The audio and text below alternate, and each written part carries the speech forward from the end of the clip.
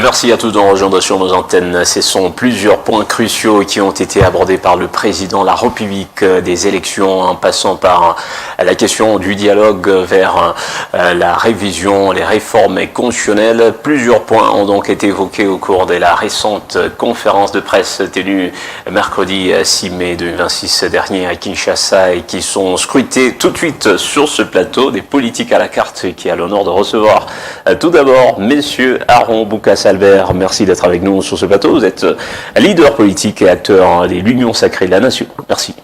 Merci pour l'invitation, messieurs les journalistes. Je profite de cette occasion pour saluer l'ensemble du peuple congolais qui est en train de nous suivre. Je salue également mes co-débatteurs. Voilà, juste en face de vous, nous avons messieurs Alain Walengue, président national du Parti Afrique, parti de l'opposition. Merci d'être avec nous. Merci beaucoup, monsieur Billy, pour l'occasion et surtout pour l'honneur que vous nous offrez de participer à cette grande émission pour éclairer les lanternes de la population, et je profite de l'occasion aussi pour saluer mes deux co-débatteurs avec qui nous allons cheminer ensemble le long de cette émission. Merci. Voilà, cette émission politique à la carte connaît également l'intervention de messieurs Gloire Kawaya, il est acteur politique indépendant. Merci pour l'honneur que vous nous faites d'être avec nous sur ce plateau. Merci beaucoup monsieur Billy, c'est un honneur de nous avoir invités sur ce plateau, mais aussi une opportunité d'ensoleiller notre population concernant justement les questions républicaines qui gravitent autour de la scène politique. Voilà. Monsieur Aaron Boukassa, comment accueillez-vous les annonces du chef de l'État ou encore des réponses données au cours de la conférence de presse? Le chef de l'État sur la question des réformes constitutionnelles, il s'est dit, il n'a pas sollicité le troisième mandat, affirmant vouloir bien partir après ces deux mandats en 2028, tout en se montrant également favorable à continuer si le peuple lui demandait. Comment accueillez-vous les annonces à la fois sur les réformes constitutionnelles, les élections, les dialogues et plusieurs autres points? En tout cas, ce sont des annonces très importantes. Tout le peuple s'attendait à ce qu'il y ait de telles annonces. Vous savez que le président de la République maîtrise parfaitement tous les dossiers de la vie politique, sociale, économique de notre pays. Et il a dû répondre à toutes ces questions qui lui ont été posées par les hommes de médias. Et je pense que tout le monde a été vraiment satisfait. D'ailleurs, même l'opposition a trouvé son inspiration. L'opposition a eu de la matière pour commencer à parloter aussi dans des conférences, c'est pas point de presse dans le média, grâce à la matière qui a été donnée par le président de la République. Parlant de réforme constitutionnelle, vous le savez très bien, de toutes les façons que même le peuple est témoin, le peuple lui-même ne se retrouve plus dans cette constitution. Vous savez que d'ailleurs 85% de la population congolaise n'ont pas approuvé donc, cette constitution. Si je parle de 85%, c'est-à-dire tous ceux qui ont actuellement 37 ans n'ont pas pu approuver, ils n'ont pas pu dire un mot en rapport avec la Constitution de 2005. Parce qu'à l'époque, ils étaient encore des mineurs, ils n'ont pas pu participer au référendum de décembre 2005. Ils étaient mineurs. Donc ça fait 20 ans que nous avons cette Constitution. Et vous savez très bien que la population congolaise... Et selon vous, il faut donner la chance à chaque citoyen et chaque jeune d'émettre un mot sur une Constitution. Tout à fait, parce qu'en fait, la Constitution doit refléter nos réalités actuelles. Ça doit refléter nos réalités actuelles. Si nous prenons les 85% de la population congolaise, y compris ceux qui s'étaient opposés à la Constitution, donc nous trouvons une très grande majorité du peuple congolais en fait qui ne se retrouve pas dans cette Constitution. Qu'est-ce qui ferait défaut Parlant toujours de cette même Constitution, vous savez qu'elle a beaucoup plus de lacunes et elle ne nous facilite pas la tâche. Parlant d'abord de ce régime, les régimes semi-présidentiels dans lesquels nous sommes, qui nous causent beaucoup de problèmes et qui ne nous permettent pas assez que nous puissions aller rapidement au développement du pays. Et parce que après son élection, le président de la République est obligé de se référer au Parlement, à savoir dénicher la majorité, afin de nommer un Premier ministre. Ça nous prend beaucoup de temps au lieu que la machine soit déjà en marche et que le président de la République puisse déjà exercer ses fonctions.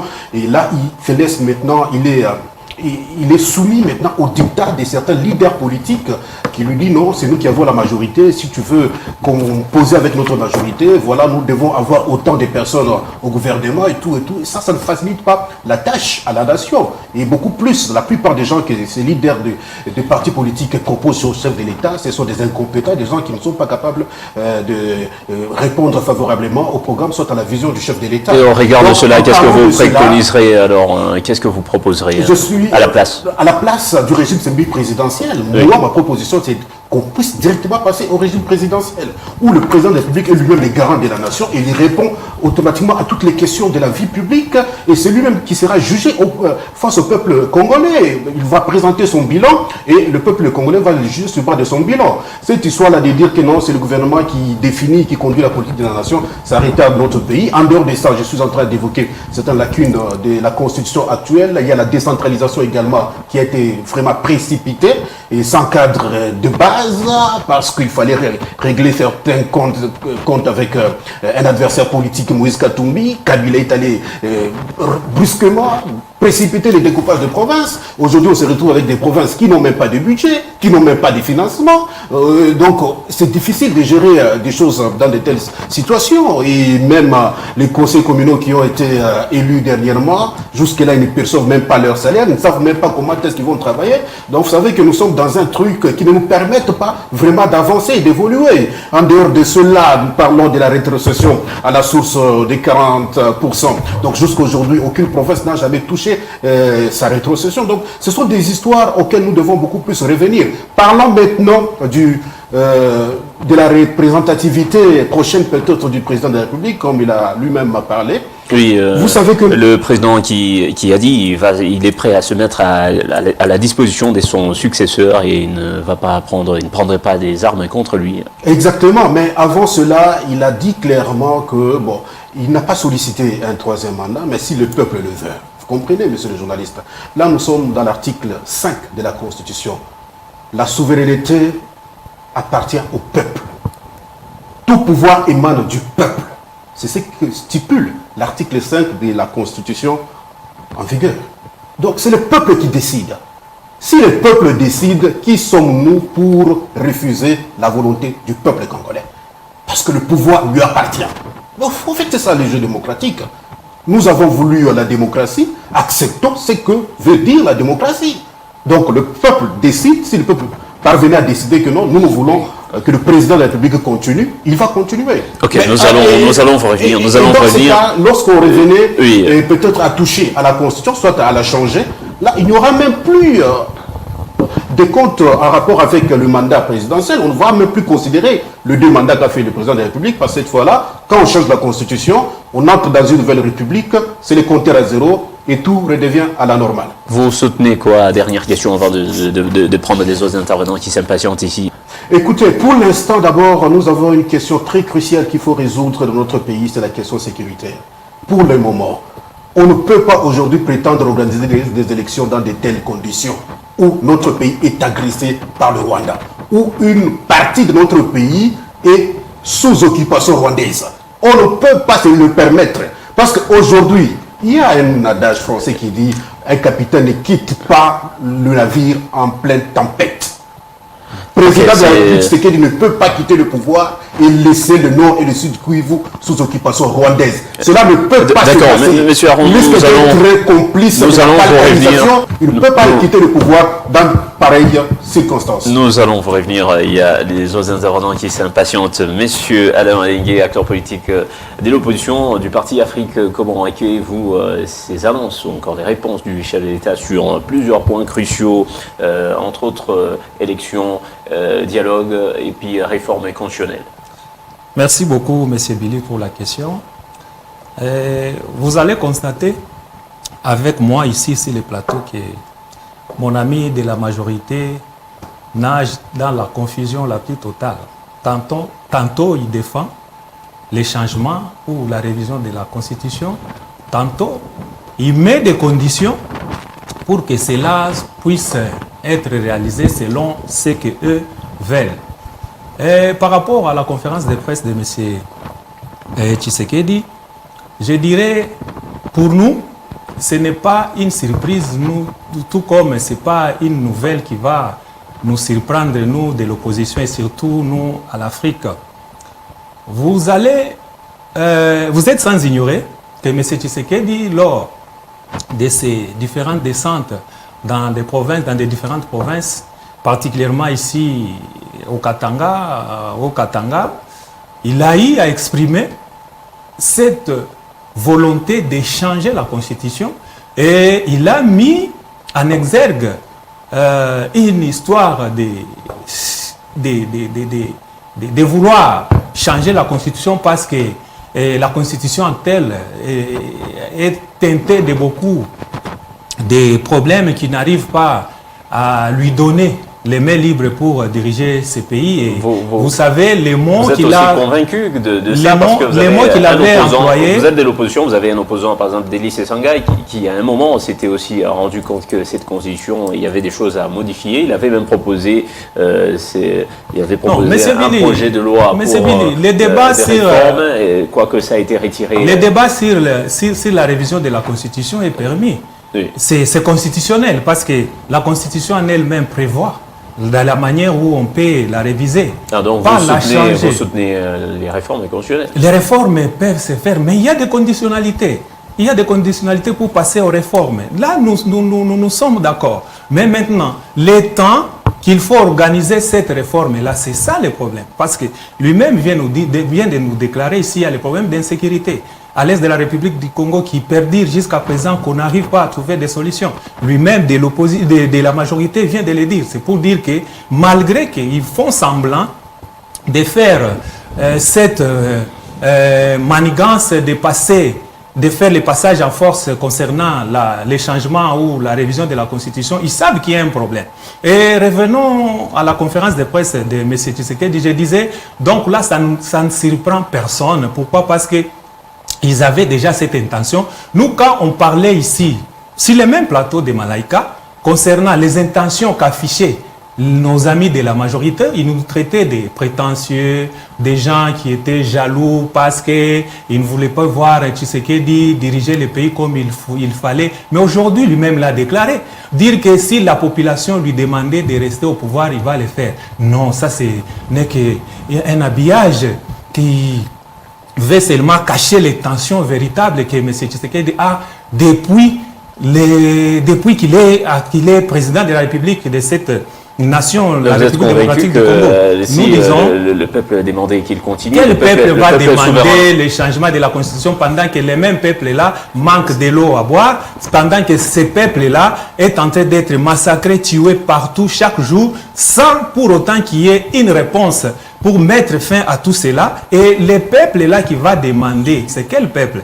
Là, nous disons, il y a des mondes dans lesquels nous vivons. Il y a un monde pour les gens de la majorité, là où tout est bien organisé, il y a la sécurité, les gens mangent à leur faim et que chacun peut vaquer à ses occupations sans pour autant qu'il soit menacé ou qu'il soit mis en insécurité. Et là, c'est leur monde à eux, les gens de la majorité. Mais le monde réel que nous vivons, le monde réel que nous vivons aujourd'hui avec vous, ici sur le plateau, c'est le monde là où tout est devenu vraiment trop dur pour supporter la vie sociale, n'en parlons même pas, l'insécurité, n'en parlons même pas. Donc il y a des choses qui nous poussent à croire que nos amis ici veulent vraiment s'éterniser au pouvoir, non pas pour chercher à donner des solutions aux problèmes qui se posent, mais pour leur bien et surtout pour leur égoïsme et rester au pouvoir en train de se réjouir de la malheur de la population et surtout qu'ils n'ont pas vraiment été préparés pour diriger ces pays.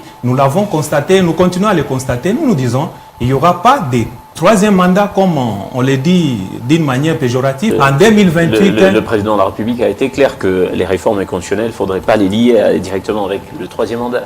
Mais on doit les lier au troisième mandat parce qu'eux-mêmes, ils ont dit, Tina 3 jusqu'à aujourd'hui, ils le disent dans leur camp politique, ils le disent, ils les clament tout haut. Ce n'est plus quelque chose qu'on cache, on le dit maintenant ouvertement. Il n'y aura pas de troisième mandat s'il y a changement de la Constitution. C'est le contraire à zéro. C'est ça, c'est ce que nous disons, parce que cette façon de voir les choses, peut-être ça va rester seulement dans vos têtes, mais sur le plan de la réalité, ça ne viendra jamais ici en République démocratique du Congo. Le peuple qui est souverain a déjà dit son dernier mot. Nous avons des mandats. Une seule fois renouvelable. Vous voulez encore changer. Vous voulez changer les règles du jeu pendant que les règles sont établies et sont connues, claires et nettes. Et vous voulez changer les règles du jeu juste pour satisfaire vos besoins. Alors nous disons, non, le peuple a dit, il y a des mandats, un point. Le peuple que vous et vous... Il s'est exprimé où? Depuis le référendum. C'est ça même la confusion, parce que quand vous l'avez consulté. Oh, non, le peuple a été consulté. C'est depuis 2006 que nous avons la constitution ici. C'est depuis 2005. Donc vous êtes la raison pour laquelle nous disons nos amis de la majorité, ce sont des gens qui sont ailleurs. Pendant que la réalité est en face et regarde ailleurs.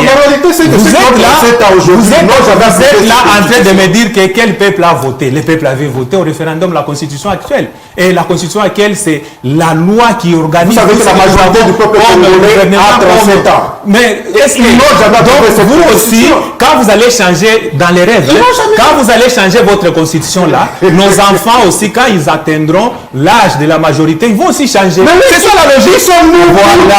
Voilà. Non, les pays ne se gèrent pas comme ça avec les pays se gèrent par rapport aux lois et par rapport aux règles. Les sentiments avec les pays, raison pour laquelle nous nous retrouvons dans cette situation, parce que vous n'arrivez pas à diriger, vous êtes en train de diriger dans les sentiments. Voilà les résultats. Monsieur Gloire Carré, acteur politique indépendant, comment accueillez-vous à la fois les annonces du président de la République, mais aussi les réactions autour? Merci, M. Billy. Déjà, moi, je pense que le président de la République, par cette conférence qu'il a eu à tenir, c'était justement en liaison avec la journée mondiale de la liberté de la presse. Vous savez qu'ici, chez nous, nous sommes classés parmi des pays qui combattent ou encore qui sont en train de se battre pour qu'il y ait justement cette liberté de la presse. Et donc, le président de la République avait pensé que c'était important de pouvoir parler, mais aussi d'écouter sa population à travers la presse, mais aussi d'apporter des pistes de solutions, d'apporter des éclaircissements liés aux actualités actuelles de notre pays, entre autres le dialogue, l'insécurité à l'est de notre pays, le changement ou la révision de la Constitution. Donc cela dépendrait de quel camp politique on doit se retrouver. Cependant, moi je pense que cette conférence a été beaucoup plus un moyen pour le président de la République d'être plus politique que politicien. Je m'explique. Ça veut dire que le président de la République a gardé un esprit républicain. Il a eu à répondre à toutes les questions des différents secteurs de la vie nationale, entre autres sur la vie sociale, entre autres sur la vie politique, économique et sur le plan diplomatique. Et je pense que pour ceux qui sont républicains, ils ont eu à féliciter le président de la République dans une certaine mesure, parce que le président a eu à découdre sur toutes les questions. Et cependant, je crois, d'ailleurs, M. Aron de l'Union Sacrée a eu à dire ça. Ça a donné quand même des réponses à ceux de l'opposition. Et j'ai vu que le président Martin Fayulu a eu, juste après, à organiser sa conférence de presse pour répondre, vous voyez, pour rétorquer aux réponses du président de la République. Vous voyez, cependant, j'encourage cela parce que ça fait partie de l'élan démocratique de notre pays. C'est très encourageant. Cependant, le président de la République devrait aussi, dans une certaine mesure, revoir au niveau de sa plateforme. Et je m'excuse de le dire, parce que vous savez, si vous suivez la manière dont le président de la République a eu à garder l'esprit tranquille au niveau de la communication avec les gens de la presse, n'est pas de la même façon que ceux qui l'accompagnent les fonds. Vous voyez. Donc, je crois que parfois, nous tombons dans une contradiction sans comprendre en fait qu'est-ce que le président veut dire et qu'est-ce que les membres de certaines familles politiques disent par rapport à la vision politique du président de la République. Cependant, pour ce qui concerne le point qui, pour moi, est très important comme celui du dialogue, je crois, je l'ai dit souvent... Qu'est-ce que vous aimeriez qu'il fasse par rapport à la classe politique, aux acteurs des... Moi, écoutez, je crois que la Constitution nous répond à son article 69. Le président de la République est le symbole de l'unité, il est le chef de l'État, il engage la nation, vous voyez au fond. Et donc, quand il prend parole, il n'est pas seulement de l'Union Sacrée, il est le président de la République démocratique du Congo. Vous voyez, voilà pourquoi j'ai félicité la conférence. Et j'ai parlé déjà du dialogue. Je crois, je le disais toujours sur ces plateaux de Malaïka, que le dialogue n'était pas la seule stratégie qui pouvait nous ramener la paix ici. Cependant, si le dialogue est la seule alternative qui nous ramène la paix, ça veut dire que dans ces dialogues, il y a anguille sous roche. Comment vous pouvez m'expliquer qu'à travers un dialogue directement, nous avons la paix à l'Est, une insécurité qui a duré près de 30 ans?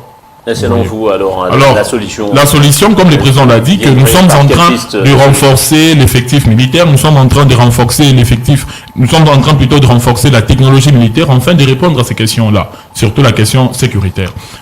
Et donc, comme nous devons maintenant discuter sur ces questions-là, il n'y a plus d'union sacrée, il n'y a plus d'opposition. Il y a les enfants du Congo qui doivent se mettre à table et discuter. Vous voyez, je crois, pour ce qui concerne la révision constitutionnelle, ou plutôt la révision de la Constitution, nous avons aujourd'hui une ambiguïté autour de notre régime politique. Vous voyez, ça c'est logique, ça je parle de la science. On parle tantôt du régime semi-présidentiel, on parle tantôt du régime présidentiel et on ne sait pas. Et quand nous parlons du régime semi-présidentiel, le président de la République est dépouillé justement de la responsabilité devant le Parlement. Pendant qu'il instruit certains membres, il participe non seulement aux réunions ou au conseil de ministres, mais aussi c'est lui qui, justement, détient le pouvoir de nommer même le ministre, ou de former en connivence avec le Premier ministre. Et donc moi je pense qu'on devrait changer, ou encore on devrait quitter obligatoirement cette phase-là. Soit nous choisissons pour les régimes présidentiels, ou encore pour les régimes parlementaires, pour nous éviter cette ambiguïté. Et donc, ça n'a plus ces genres de questions. Cela doit être précisé dans la Exactement, cela doit être précisé parce qu'il faudrait que nous puissions faire un écart entre les débats constructifs de notre pays et les débats émotifs des partis politiques. C'est quoi la différence? Voilà, je crois que j'ai été clair. Quand nous devons discuter des questions qui concernent l'avenir de notre pays, nous devons miser sur l'intelligence, nous devons miser sur l'avenir, sur la société, nous devons miser sur l'amour du pays. Et non sur les débats émotifs pour s'accaparer justement de la population. Et aujourd'hui, malheureusement, nous utilisons le peuple au travers. On ne sait plus, lorsque nous parlons du peuple, on voit qui. D'ailleurs, j'encourage, il y a eu un dépôt de la... Exactement, il y a eu la proposition sur l'encadrement du référendum. Vous voyez, je crois que c'est une proposition de loi importantissime, parce que ça va permettre aussi, tantôt, de permettre à ce que les référendums soient encadrés. Parce que nous parlons, l'opposition, vous avez entendu, malheureusement, ça dépend, monsieur Alain qui parle du peuple, monsieur Aron également parle du peuple, moi je parlerai également du peuple, mais au fond, qui est les peuples là? C'est lui qui souffre. Donc, tout le monde souffre, nous sommes parmi les pays. Donc, moi, je pense que. Donc, voilà, j'étais en train de parler. Je pense que même monsieur Alain voudrait un jour devenir, je ne sais pas, il a des ambitions qui sont pour lui légitimes.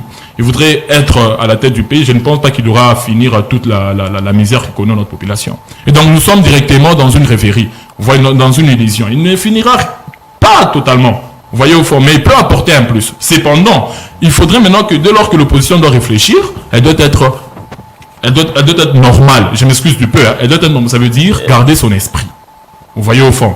Et il ne faudrait pas tirer sur la majorité pendant que vous ne proposez rien. Si vous lisez la loi sur l'opposition, vous voyez, on demande aussi à l'opposition non seulement de critiquer, mais d'apporter aussi des solutions. D'apporter aussi des propositions. Mais nous proposons chaque jour. Bon oui, je ne prends pas la part, mais au moins, c'est un peu ça. Ça veut dire, eux de l'opposition, eux de la majorité, nous devons être lucides. La population, aujourd'hui, nous utilisons le peuple. Le peuple, au fond, il est qui? Parce que Martin Fayou a eu à rétorquer sur les réponses données par le président de la République au nom du peuple, voyez-vous. Maintenant, à ce moment-là, le président, quand il parlait déjà lui qui est beaucoup plus légitime et légal, parlait au nom du peuple. Alors comment départager tout le monde qui parle au nom du peuple? Départager, c'est trop dur. Moi, je pense que celui qui est président de la République, actuellement, c'est le président de la République, avec un gouvernement pour répondre aux questions ou encore aux problèmes de la population.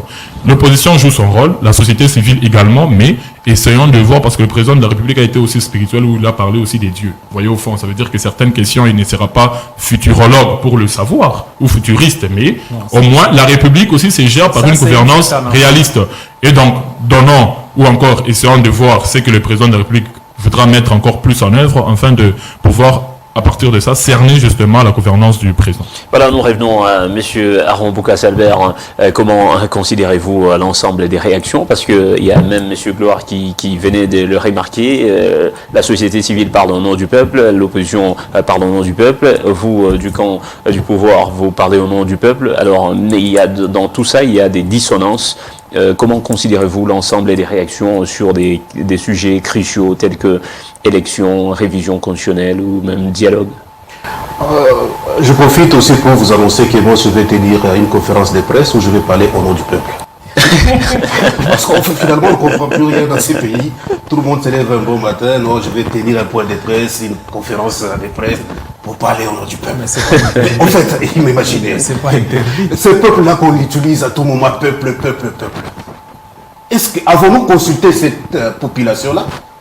Avons-nous consulté ce peuple-là pour qu'il nous dise réellement sa volonté en pareille circonstance? Par quel moyen faudra-t-il consulter Mais c'est pas la voie de référendum Mais il y a une où on conditionnalité, consulte monsieur. la population avec une proposition. La population, le peuple dit oui ou non. Écoutez, on ne peut pas de cette façon-là prétendre à tout moment. Le peuple a fait, le peuple a dit, le peuple. Quel peuple? Il s'agit de quel peuple? Le peuple dont l'opposition est incapable de mobiliser même 100 personnes dans la rue. Est-ce qu'avoir les Écoutez, la non, population, je suis vraiment déçu de cette opposition je suis déçu actuelle de qui est votre en perte de vitesse. langage. Est-ce que Avant, mobiliser la l'opposition se population, faisait c'est pas avec le- le peuple dans la rue. Aujourd'hui, l'opposition s'est fait dans les réseaux sociaux. L'opposition sur les plateaux de criminelle, télévision. c'est ce que vous Ils sont voulez faire à la incapables de maison. mobiliser même 10 personnes dans la rue, incapables de mobiliser même 100 personnes. Fayoulou, incapable de mobiliser même 100 personnes. Katumbi, il a déjà fui.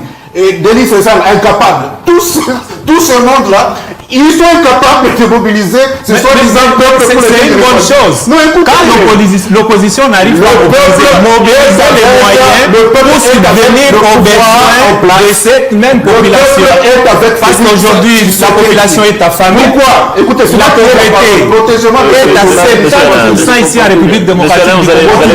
Donc quand j'ai parlé, lui aussi, il parlait. Oui, quand moi j'ai parlé, lui aussi parlait. Voilà, parce que vous n'avez pas des arguments sur non, il n'y a pas de problème. Moi, j'ai dit ceci. La population dont vous tapez la poitrine, il y a un problème. Cette population-là cherche à manger pendant que nous parlons ici. Monsieur Alain, Cette population-là manque de l'eau. Cette population-là manque d'électricité. Il est grand temps que vous mobilisiez les moyens pour subvenir aux besoins de cette population. Si l'opposition n'arrive pas à mobiliser les gens pour les mettre dans la rue, qu'on les fasse tuer par vos gens. Et là, nous disons, mobilisez les moyens pour subvenir aux besoins de la population. C'est simple. Vous aurez un temps de parole. Comme vous avez tout. Vous savez seulement mobiliser les gens dans des marches et aller soutenir. Il va prendre un Non, vous avez aussi parlé. Non, continuez.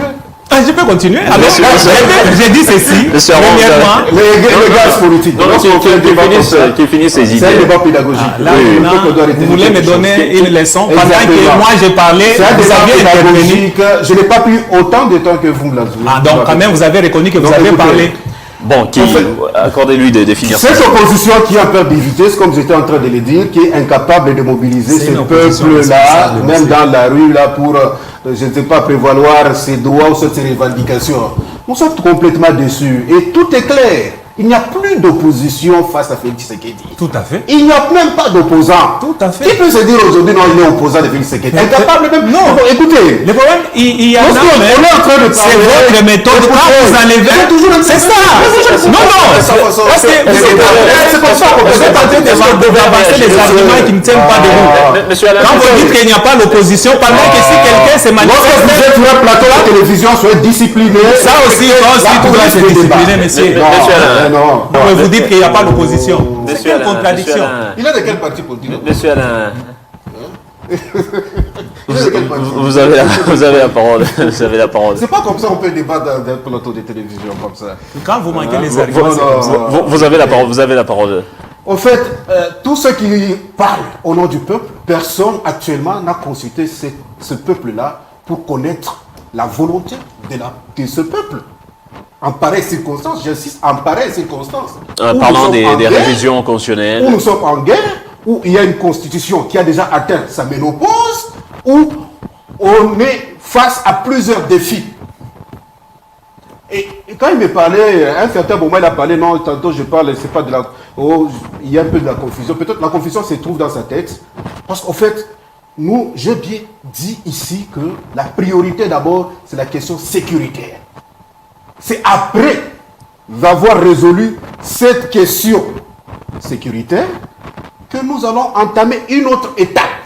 Et l'étape suivante sera de consulter maintenant la population. Il a dit, sinon le président de la République avait déjà ses intentions là de changer la constitution. Mais il a dit lui-même clairement dans la conférence de presse.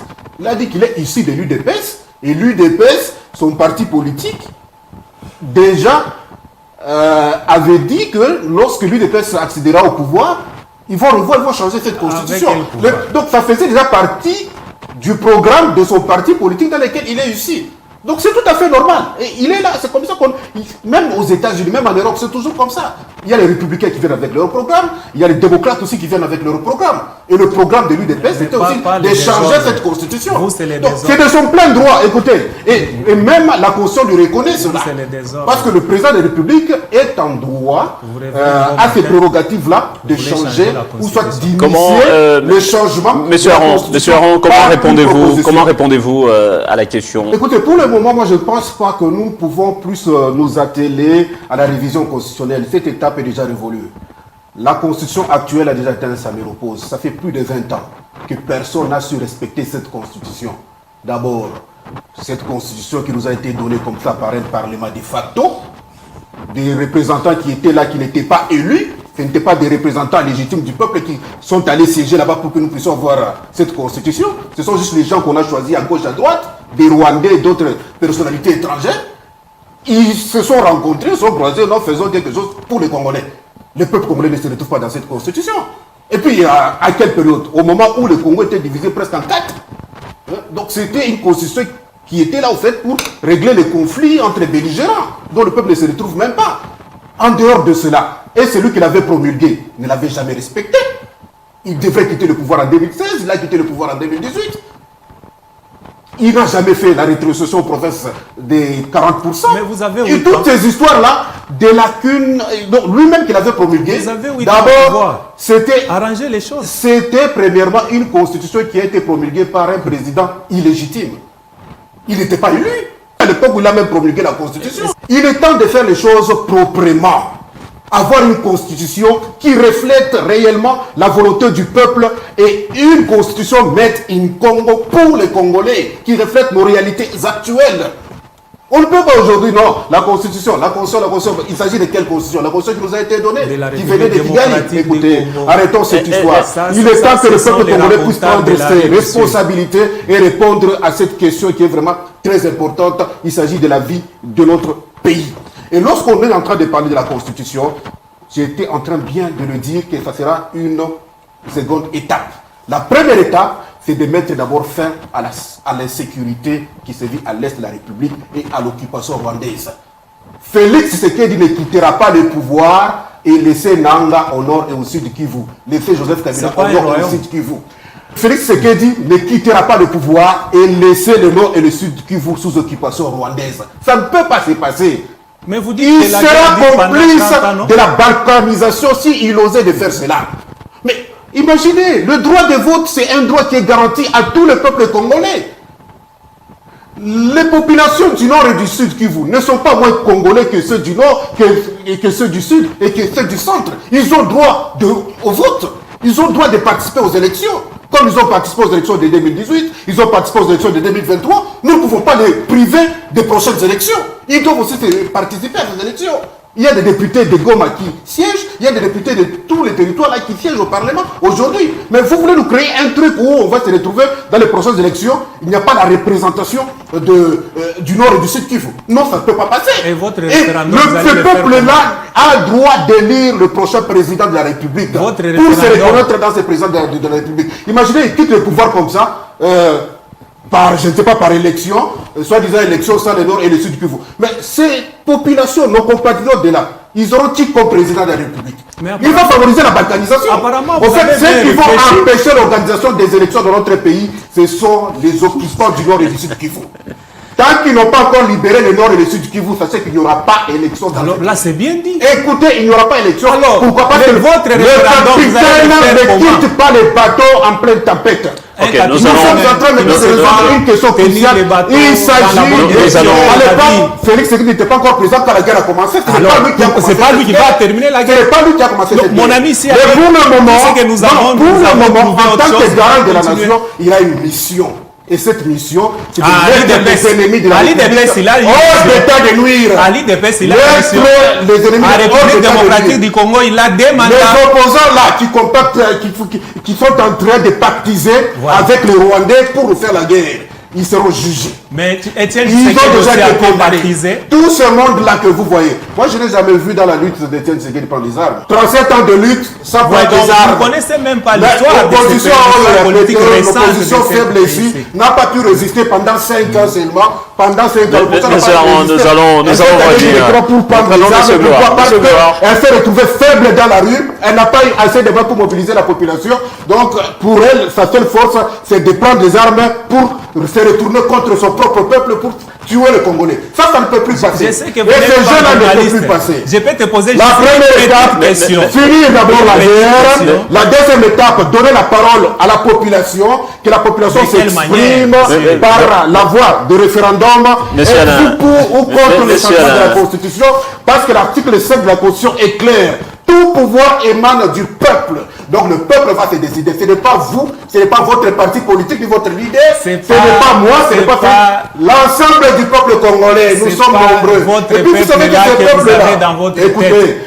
ce peuple-là est à Kapanga, ce peuple est à Moulitou. C'est le peuple-là qui manque des routes à Kapanga. Mais Le peuple-là qui manque de l'eau à ça ne date Kapanga. pas d'aujourd'hui. Alors, Nous si sommes ça à la date pas continuité d'aujourd'hui, du pouvoir. c'est-à-dire vous Est-ce n'avez que pas vous la savez capacité de répondre aux problèmes. Vous savez que c'est difficile de développer un pays en guerre. Vous devez partir. C'est difficile de développer un pays en Là, guerre. ce sont des La première question, l'Ukraine ne se développe pas en pleine guerre. Vous avez échoué totalement. On est face à nos propres Vous réalités. avez échoué Tout totalement. l'argent que nous pouvons prendre pour développer Vous ce pays devez est à emballer la vos gestion. histoires, vous partez en Monsieur Alain, 2028. On ne développe jamais un Il pays n'y en aura guerre. pas de Mais quand même, nous prolongation. pouvons dire bravo à Il n'y Tshisekedi. aura pas Parce de que tolérance, il faut- monsieur. En pleine guerre, une construit En 2028, vous partez. En pleine guerre, il nous construit des Université. hôpitaux. Quelle université? En pleine guerre, il nous construit des aéroports. Quel En pleine aéroport? guerre, il majore quand même Voilà les salaires pourquoi des je dis, fonctionnaires vous de vivez l'État. dans votre En pleine monde. guerre, il arrange beaucoup de choses. Vous vivez dans votre Que monde. quelqu'un fait Quel du aéroport monsieur. qu'on a arrangé? Monsieur, Quel l'aéroport de aéroport? Colosie n'a pas L'aéroport de été arrangé. Colosie a commencé avec L'aéroport Moïse. a été arrangé. Ça, c'est- L'aéroport de Lubumbashi est en train d'être arrangé. L'aéroport, c'est pas des bandes de Calabria Vraiment. déjà. Vous vivez dans quel monde? Vous ne suivez pas les informations. Vous ne savez pas Vous fiez vos TikTokers là, c'est là où vous ramassez les informations. Voilà le Quel condition que nous aéroport? avons ici. Quel Qui n'est pas aéroport? tout en noir. L'aéroport de Colosie devient votre bilan. Or, l'aéroport de Colosie a commencé depuis- Nous suivons les informations. C'est vous qui êtes ailleurs. Vous êtes dans votre monde imaginaire. Les universités qui sont Monsieur, construites. quelle Il y université? a des routes qui sont L'université qu'on a construite sur base des rançons qu'on nous a pris dans les téléphones. C'est ça l'université que vous voulez nous dire. Et l'université là-bas, qui va étudier Si là-bas? vous vous Du déplacez moment où il n'y a pas jamais, de l'eau, si vous il n'y a êtes pas ignorant, de conditions pour que les écoutez, étudiants puissent il être faut placés pas dans de vous bonnes prévaloir conditions. Vous ici. construisez Ok, des ok, ok. éléphants, des tombeaux ok. vides, Mais des monsieur, il ne faut pas éléphants vous prévaloir blancs. de vos propres Non, non, stupéfiants. monsieur, Ce que nous vous pouvons êtes faire ailleurs. pour le moment, Vous êtes c'est de ailleurs. résoudre la grande question sécuritaire. Vous Sachez avez que les Félix pouvoirs. Tshisekedi quittera On lui fera rien. mais ceux qui devaient prendre les armes, ceux qui devaient prendre les armes ont déjà pris les armes. C'est les Ceux qui textes sont qui le ici disent, incapables de monsieur. mobiliser les armes dans la rue. S'il vous plaît. Écoutez, Le peuple du côté de monsieur, Fachi. soyez logique. Le peuple de Corée et du surtout côté de respectez Fachi. la population. Tous ensemble, Ce que vous faites nous là, nous c'est battons, nous orgueil. mettons vers la Parce que sécurité. vous mangez, finissons avec vous monsieur- avez le monsieur- temps de vous monsieur Alain. déplacer pendant que la population souffre. Parce que quand vous êtes dans Mais vos bureaux, respectez quand même les journalistes, vous n'avez pas la parole, monsieur. Quand vous êtes dans vos bureaux, mais vous parlez de n'importe quoi. Quelle parole que vous Vous avez? prenez encore le temps dans mon ami. Le temps de- Non, dans le non, timing de mon ami. vous voulez être maintenant l'arbitre. Voilà maintenant. C'est l'élégance politique. Non, mais l'élégance politique demande à ce que- c'est que vous débitez Non, soit écoutez, c'est quand cohérent, même pas des discipliné. choses C'est ramassées pas à l'air vous et qui- quand vous êtes en train de Écoutez, vous mettre à faites la pas la place. police de débat ici. C'est les journalistes Nous qui conduisent le capitalisons débat. le vous temps aussi, pour vous monsieur. C'est le journal qui conduit le débat. Mais Hein? monsieur Ça Alain, va quand même poser et vos apaisements. D'accord, Vous nous finissons. êtes incapable de mobiliser les gens dans la rue. Mais c'est ça votre capacité. Soyez calme, Mais pour Félix mettre Tshisekedi, les gens il est en encore là sécurité, jusqu'à ce vous êtes que incapable. cette question de guerre à l'Est va prendre fin. Il a est encore trouvé là. Monsieur le Gloire, problème. dans ces controverses, qu'est-ce qui conviendrait à la RDC pour le développement, pour la nous paix et allons le développement de la rebondir RDC? sur, moi, Qu'est-ce qui conviendrait? Qu'est-ce qui conviendrait? Écoutez, M. Billy, moi je pense que nous parlons, d'ailleurs nous le disons encore à raison et à tort, c'est que aujourd'hui nous allons dire que c'est toujours les peuples, malheureusement. Alors, la grande question, c'est de savoir c'est qui ces peuples-là. Je m'excuse de le dire, mais vous voyez que c'est gravissime parce que lorsque nous sommes, chaque camp politique est en train de faire de son mieux de se coucher au nom de la population. Et je pense, parce que le président de la République a parlé de la question du référendum, je pense que le peuple va justement trancher sur cette question. Il s'agit de la révision, il s'agit du changement, le peuple va trancher. Le peuple va trancher. Monsieur Alain Alingué, un mot, qu'est-ce que nous retenons dans ces controverses, puisque vous ne partagez pas le même avis avec le camp au pouvoir, mais qu'est-ce qui pourrait vous mettre d'accord pour la paix et le développement dans ce contexte? D'abord, dans un pays sérieux, là où on se base sur les règles, surtout dans des pays que nous avons choisi d'être la population ou bien les peuples, une république, c'est un pays ou bien un État là où on respecte les lois.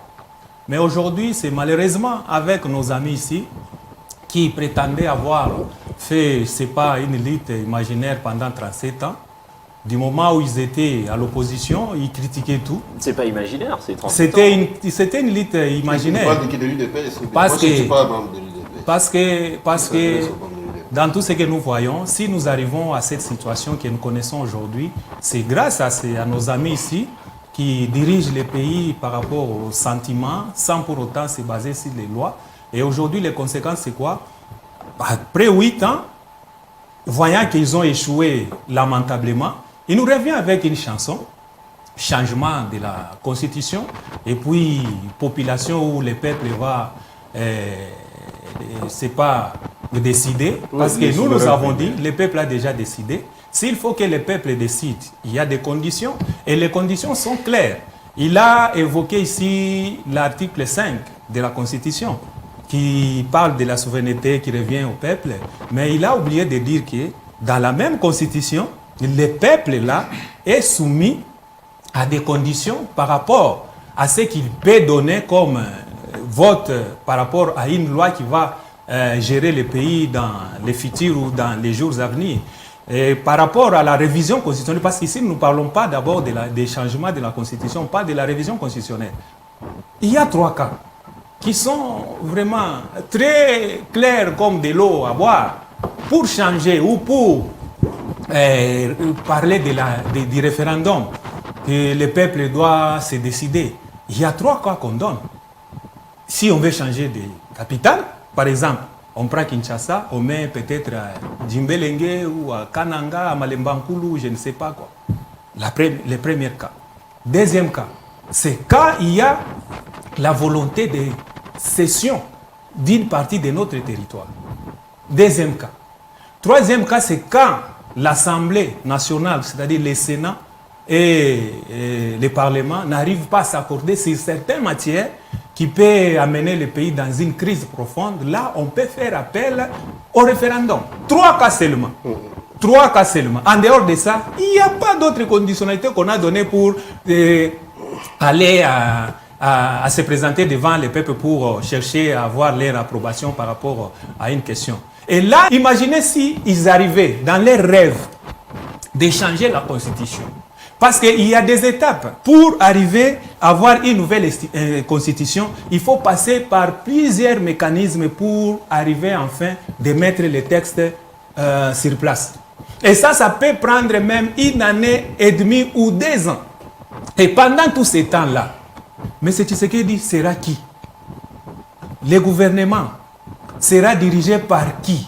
Et puis, il a évoqué les problèmes de cette constitution que nous avons ici, que c'est une constitution qui est venue du Rwanda. Écoutez un peu les gens qui sont censés nous diriger, les choses qu'ils sont en train de mettre dans la population. La constitution est venue du Rwanda. Et vous êtes sérieux, monsieur, devant des multitudes de gens qui vous suivent à ce moment. Le mieux, c'est de demander pardon. Pourquoi? Parce que vous êtes en train de cracher sur toute une population qui a par moment difficile à nouer les 2 bouts de mois, les 2 bouts du mois, mais vous êtes en train de dire que la constitution est venue du Rwanda. Monsieur, je vous explique. Oui. Ok. Tous ceux qui ont participé, la plupart sont des Rwandais. C'est une information que je vous donne. Si vous êtes ignorant, la constitution était faite à Tsimisini, c'est à Kisangani. Et les gens qui ont participé à l'élaboration de cette constitution, ils sont là, ils sont vivants.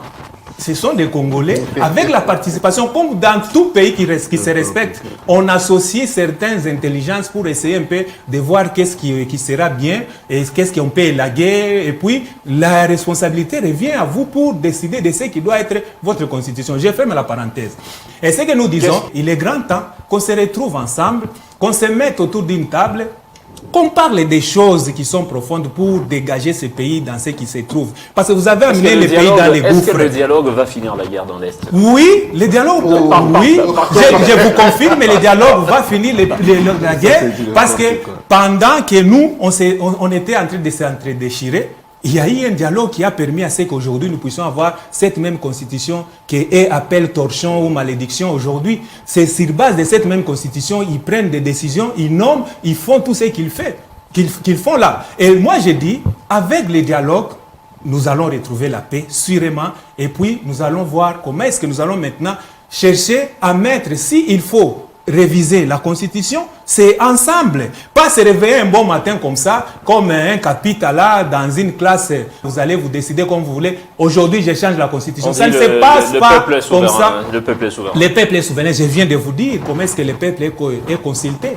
C'est au référendum. Et il y a les conditions par lesquelles il faut passer pour que le peuple puisse vous donner. D'accord, c'est... Non, je n'ai pas encore fini, monsieur Billy. Vous pouvez conclure avec lui.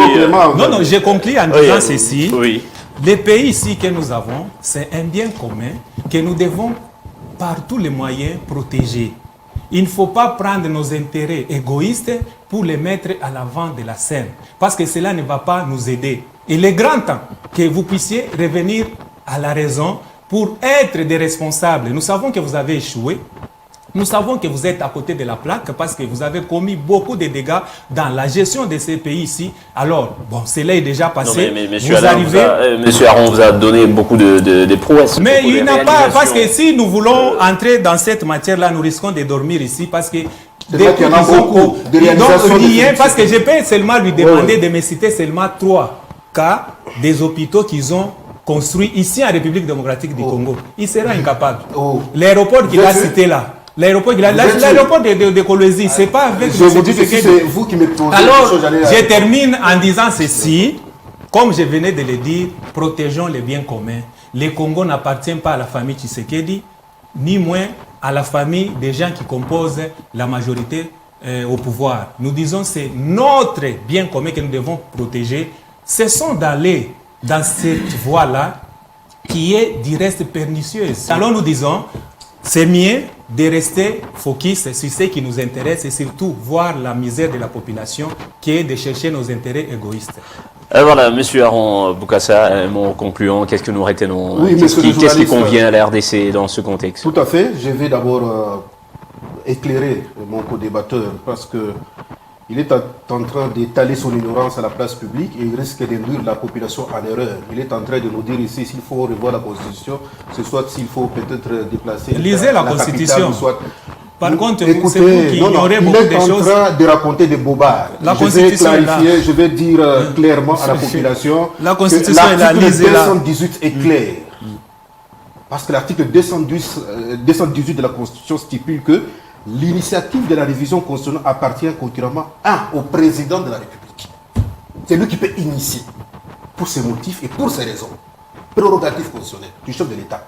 Il peut initier une révision constitutionnelle. Deuxièmement, au gouvernement après délibération au Conseil des ministres. Troisièmement, à chacune des chambres du Parlement à l'initiative de la moitié de ses membres.